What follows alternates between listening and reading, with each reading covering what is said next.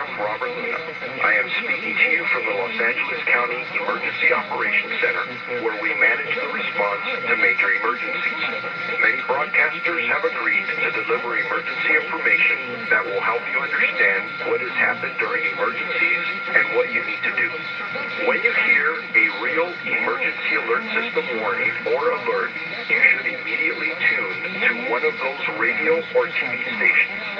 This concludes this test of the emergency alert system.